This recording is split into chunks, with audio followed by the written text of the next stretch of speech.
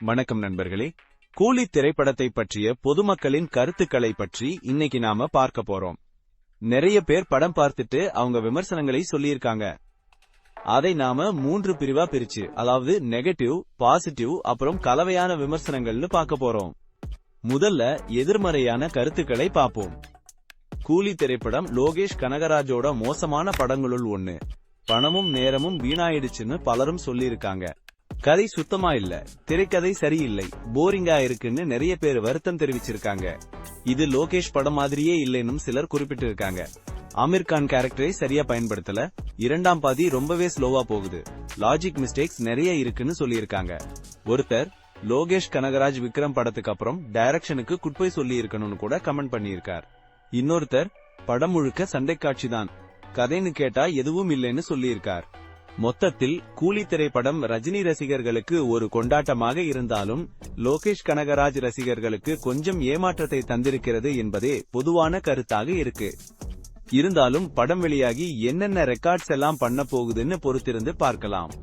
படத்துல ஒண்ணுமே இல்லைன்னு நான் 0 மார்க் கொடுக்கணும், ஆப்ஷன் இல்லாததால 1 மார்க் கொடுக்கறேன்னு ஒருத்தர் கடுமையா கமெண்ட் பண்ணியிருக்கார். இந்த படத்தை பாக்கிறது நேரம், பணம் எல்லாம் வீண்தான். லியோ கூலியை விட ரொம்பவே பெட்டர்னும் சிலர் அழுத்தமா சொல்லியிருக்காங்க. லோகேஷ் கனகராஜ் இந்த படத்துல என்னடா பண்ணி வச்சிருக்கீங்கன்னு கேள்வி எழுப்பியிருக்காங்க. ரஜினிக்கு இன்னும் நல்ல கதைகள், நல்ல திரைக்கதைகள் கிடைக்கலன்னு சிலர் வருத்தம் தெரிவிச்சிருக்காங்க.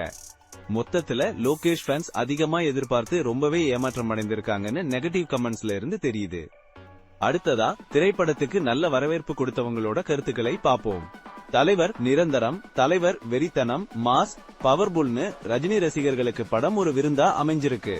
அனிருத் இசை அட்டகாசம், பின்னணி இசை வெறித்தனம், வேற லெவல்னு இசைக்கு பெரிய பாராட்டு கிடைச்சிருக்கு. ஷோபின் நடிப்பு அருமை, நாகார்ஜுனா ஸ்டைலிஷா இருக்கார். உபேந்திரா என்ட்ரி சீன் மாஸ்னு துணை கதாபாத்திரங்களும் பாராட்டப்பட்டிருக்கு. முதல் பாதி வேற லெவல், இன்டர்வெல், கிளைமேக்ஸ் எல்லாம் செம்ம மாஸ்னு சொல்லியிருக்காங்க. லோகேஷ் கனகராஜ் சூப்பரா டைரக்ட் பண்ணிருக்கார். ஃபேன்ஸுக்கு இது ஒரு தரமான தீனின்னு பாசிட்டிவான கமெண்ட்ஸ் குவிஞ்சிருக்கு. சிலர் இது இந்த வருஷத்தோட சிறந்த தமிழ் படங்களில் ஒன்னுன்னு சொல்லியிருக்காங்க. திரைப்படம் சூப்பரா இருக்கு, நாமளும் பார்த்து என்ஜாய் பண்ணணும்னு பலர் சொல்லியிருக்காங்க. இது ஒரு சூப்பர் டூப்பர் ஹிட்னும் 100 நாள் ஓடும்னும் சிலர் கணிச்சிருக்காங்க. படம் ஆரம்பத்துல இருந்து கடைசி வரைக்கும் போர் அடிக்காம இருந்துச்சு. படத்துல நடிச்சவங்க எல்லாரும் சிறப்பா நடிச்சிருக்காங்கன்னு சில ரசிகர்கள் சொல்லியிருக்காங்க.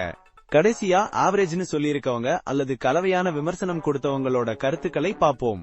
திரைப்படம் ஆவரேஜ் தான், ஒரு தடவை பார்க்கலாம்ங்கிறது பெரும்பாலான கருத்து. இது லோகேஷ் படம் மாதிரி இல்ல, ஆனா தலைவர் படமா நல்லா இருக்குன்னு சொல்லியிருக்காங்க. ரஜினி சாருக்காகவும் அனிருத் பிஜிஎம்காகவும் ஒரு தடவை பார்க்கலாம்னு நிறைய பேர் சொல்லியிருக்காங்க. லோகேஷ் டச் மிஸ்ஸிங், ரொம்ப எதிர்பார்க்காம போனீங்கன்னா ஓகே, லேசாக லாஜிக் மிஸ்டேக்ஸ் இருந்தாலும் ஓகேன்னு சொல்றாங்க. ஃபர்ஸ்ட் ஹாஃப் கொஞ்சம் ஸ்லோவா இருக்கு, இரண்டாம் பாதி பரவாயில்லைன்னு சிலர் சொல்லியிருக்காங்க. சிலர் விக்ரம், கைதி, ஜெயிலர் அளவுக்கு இல்லனாலும் லியோவை விட பரவாயில்லைன்னு ஒரு ஒப்பிட்டு சொல்லியிருக்காங்க.